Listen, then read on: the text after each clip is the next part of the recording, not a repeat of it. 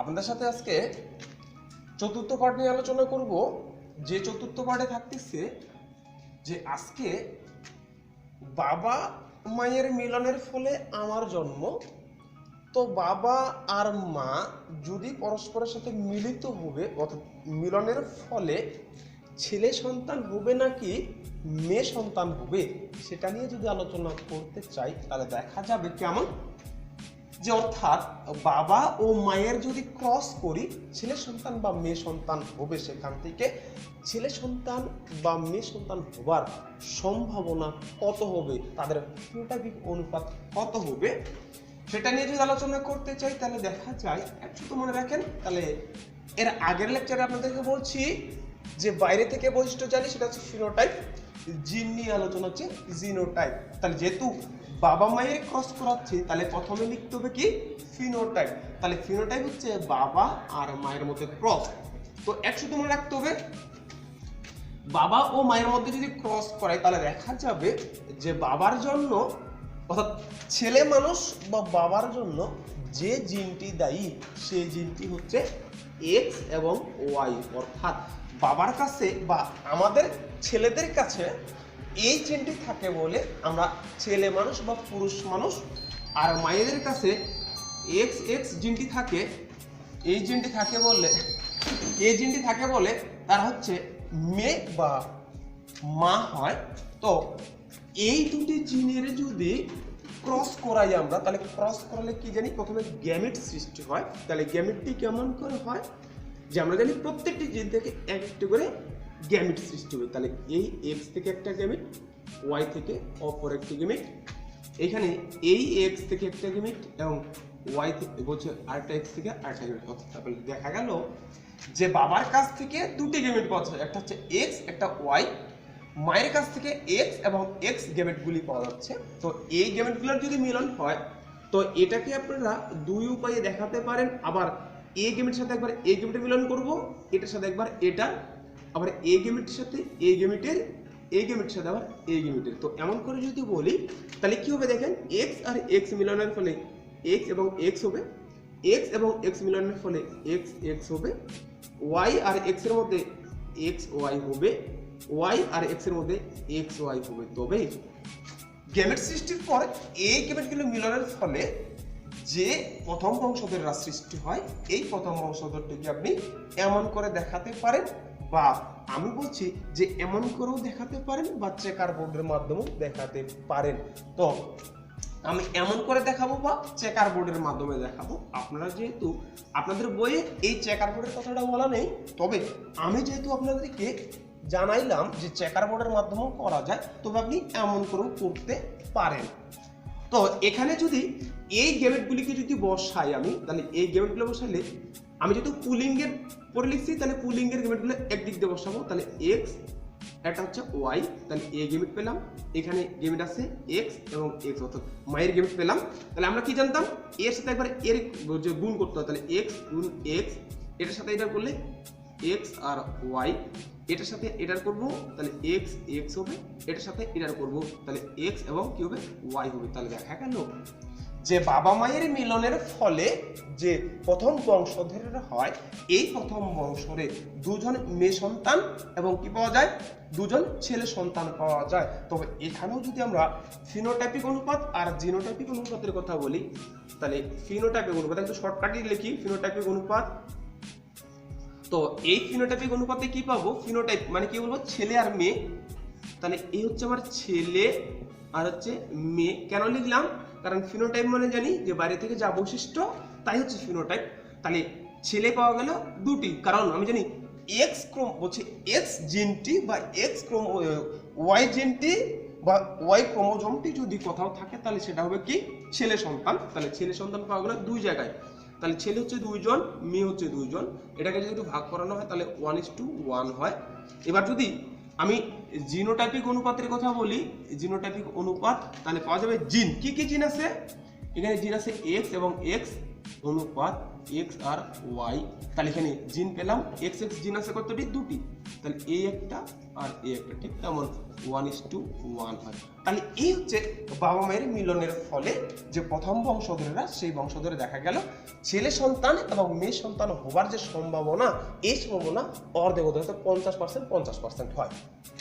তো দেখা যায় আমাদের সমাজে ছেলে সন্তান জন্ম বলছে ছেলে সন্তান কারো যদি না হয় তাহলে মায়েদের দায়ী করা হয় যে ছেলে সন্তান জন্ম দিতে পারতেছে না, এর জন্য না দায়ী নাকি বলে মা।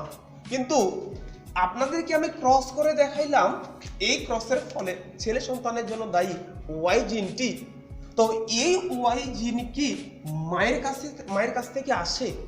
তো আপনারাই বলেন যে মা তো শুধু XX জিনের জন্য দায়ী, বাবা হচ্ছে XY জিনের জন্য দায়ী। তো এখানে মা কেমন করে ওয়াই জিনটি দিবে? তাহলে মা যেহেতু ওয়াই জিন দিতে পারে না, তো এখানে কি মা দায়ী থাকে? তাহলে কে দায়ী থাকে?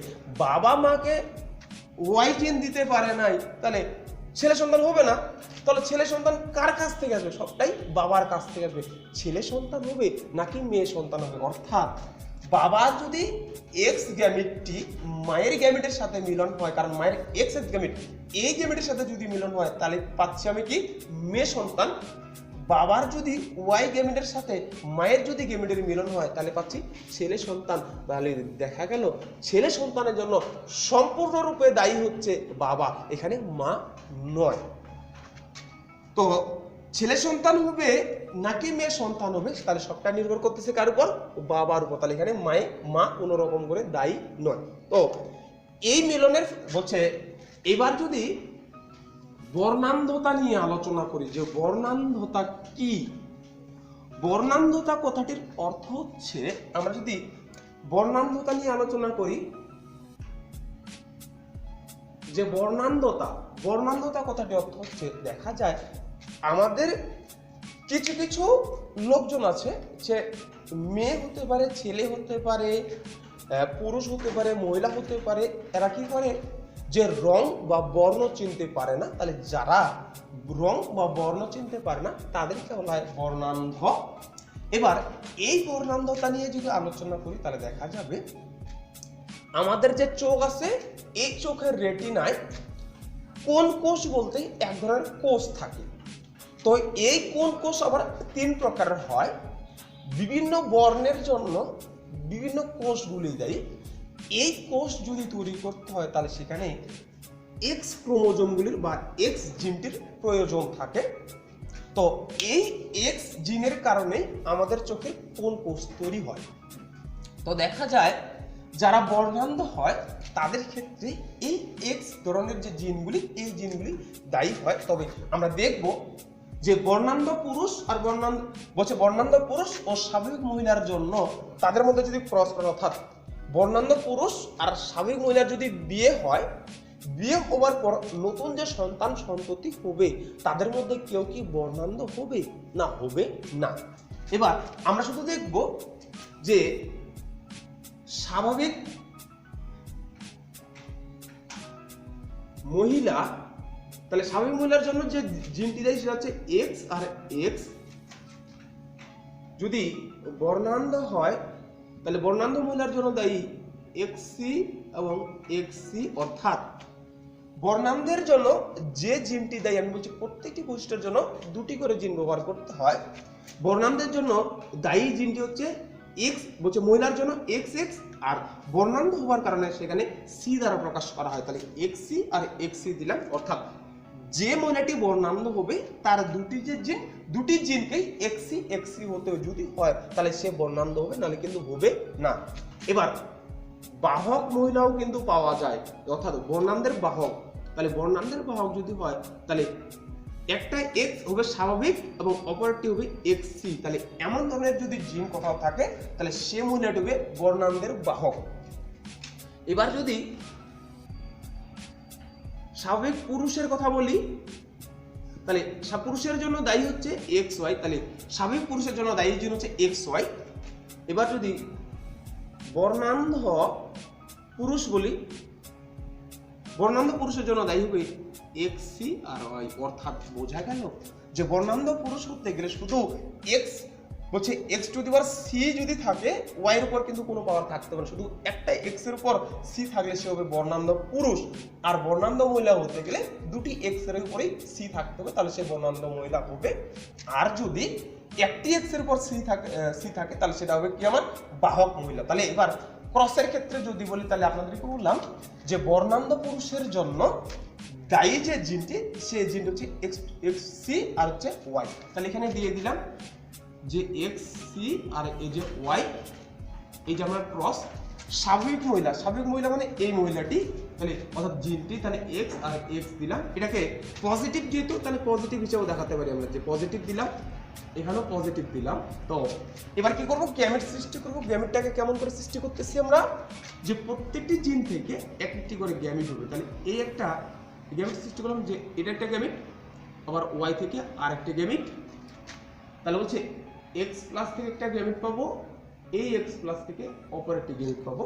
তো এবার আপনারা ডিরেক্ট চেকার বোর্ডে দেখাচ্ছি, আমি অন করে দিব না, চেকার বোর্ডে দেখাবো। তো চেকার বোর্ডে যদি দেখাই পুরুষেরটা তাহলে এদিক দিয়ে বসাবো, তাহলে পুরুষে পাওয়া গেছে এক্স সি আর হচ্ছে ওয়াই, এখানে পাওয়া যাচ্ছে এক্স প্লাস এবং এক্স প্লাস। এবার যদি ক্রস করি তাহলে X plus X to the power C, তাহলে এক্স প্লাস আর হচ্ছে ওয়াই, এটা করলে কি হবে X plus X to the power C X plus আর হচ্ছে কি ওয়াই। তাহলে বোঝা গেল দেখেন যে এই বর্ণান্ধ পুরুষ আর স্বাভাবিক মহিলার মধ্যে যদি বিয়ে হয়, বিয়ের ফলে তাদের মিলনের ফলে নতুন যে সন্তান সন্ততি হবে তাদের মধ্যে কি পাওয়া গেল, দেখা গেল দুজন মেয়ে, এক্স এক্স ক্রোমোজোম আছে, তাহলে মেয়ে হতে পারে ছেলে হতে পারে। তো মেয়ে বা ছেলেরা কেমন ধরনের হবে, তাহলে দেখা গেল যে আমি বলছি যে বাহক মেয়ে যদি হয় তাহলে সে বাহক হতে পারে যদি একটা এক্স থাকে স্বাভাবিক আর একটা এক্স টু দি পাওয়ার যদি সি থাকে, তাহলে সে বাহক হবে। দেখেন এখানে দুটি যে মেয়ে সন্তান জন্ম হবে, এই দুটি মেয়ে সন্তানের উপর কিন্তু একটা পজিটিভ একটা X to the power C আছে, তাহলে এই জিন আর এই জিনের মধ্যে মিলে যেহেতু যায়, তাহলে বোঝা গেল যে তাদের মিলনের ফলে নতুন যে মেয়ে সন্তানের যদি জন্ম হয় তাহলে সে কি হবে বাহক হবে, অর্থাৎ পরের যে প্রজন্ম সেই প্রজন্মের জন্য তিনি বর্ণান্ধ হিসেবে বাহক হিসেবে নেই, অর্থাৎ তিনি কিন্তু বর্ণান্ধ হবে না। কেন বর্ণান্ধ হবে না, ওই মেয়েটি বর্ণান্ধ হতে গেলে তার উপর কিন্তু X to the power C এই জিনটি লাগতো, এখানে কি আছে, তাহলে সে বর্ণান্ধ মহিলা হবে না, সে কি হবে বাহক হবে। অর্থাৎ পরের প্রজন্ম যদি বর্ণান্ধ হয় তাহলে দেখা গেল এই মেয়েটি সেটার জন্য দায়ী, অর্থাৎ সে বহন করে নিয়ে গেছে। তো যদি ছেলে সন্তান হয় তাহলে ছেলে সন্তানের ক্ষেত্রে দেখা যাবে দুটাই যেহেতু পজিটিভ, তাহলে ছেলে সন্তান হলে সেখানে কি হবে না, কোনো বর্ণান্ধ পুরুষ হবে না, সে তারা কি হবে স্বাভাবিক পুরুষে পরিণত হবে, অর্থাৎ তারা বর্ণান্ধ হবে না, তারা কি করতে পারবে যে কোনো রঙেই বা যে কোনো বর্ণ চিনতে পারবে। তবে এরাও কিন্তু পারবে, তবে এরা কি হবে বাহক পরের প্রজন্মের জন্য এরা দায়ী হবে। এবার যদি আমরা বলি যে স্বাভাবিক পুরুষের কথা যদি বলি, এবার স্বাভাবিক পুরুষ আর যদি কি হয় বর্ণান্ধ মহিলা হয়, বর্ণান্ধ মহিলা আর স্বাভাবিক পুরুষ, তো স্বাভাবিক পুরুষ আর বর্ণান্ধ মহিলার জন্য দায়ী জিন কি, যে স্বাভাবিক পুরুষ এক্স ওয়াই, তাহলে এক্স পজিটিভ হবে, আর এখানে কি হবে বর্ণান্ধের জন্য সি আর সি হবে। তাহলে এখানে গ্যামেটগুলো কি হবে, এখানে পজিটিভ, এখানে হবে সি, এখানে হবে আপনার সি। তো দেখা যায় এখানে যদি এবার বসাই আমি, তো বসালে এই গ্যামেটটাকে যদি এই পাশে বসাই তাহলে পজিটিভ, এটা হলো। এখানে যদি গ্যামেটটাকে বসাই তাহলে X to the power C, এখানে X to the power C হবে। তো এবার সন্তানেরা কি হবে, সন্তানেরা দেখেন এ আর এ যদি হয় তাহলে X positive X to the power C, এটার সাথে যদি করি X to the power C Y, এটার সাথে এটা যদি করি X positive X to the power C, এটার সাথে যদি এটা করি তাহলে X to the power C আর ওয়াই। তাহলে দেখেন এখানেও কিন্তু মেয়ে আর ছেলেই হবে, এই দুজন হচ্ছে মেয়ে, এই দুজন হচ্ছে ছেলে। তো স্বাভাবিক পুরুষের সাথে যদি আমি বর্ণান্ধ মহিলার ক্রস করে, একজন স্বাভাবিক পুরুষের সাথে একজন বর্ণান্ধ মহিলার যদি বিয়ে হয়, এই বিয়ের ফলে নতুন যদি সন্তান ছেলে বা মেয়ের হয়, তো মেয়েরা সবাই কিন্তু বাহক হবে। যে দেখেন বাহকের জন্য যে জিনটি দেয় মেয়েদের কাছে কিন্তু সেই জিনগুলি থাকে, আর যে যদি ছেলে সন্তান হয় তাহলে সে কি বর্ণান্ধ হবে। বর্ণান্ধের জন্য যে জিনটি দেয় দেখেন এখানে কিন্তু সেই জিনটি রয়েছে। তাহলে বোঝা গেল যে যদি মেয়ে হয় তাহলে তারা কি হবে, বাহক হবে, আর যদি ছেলে হয় তারা বর্ণান্ধ হবে, অর্থাৎ তারা বর্ণ চিনতে পারবে না। এই হচ্ছে বর্ণান্ধের সম্পর্কে আলোচনা।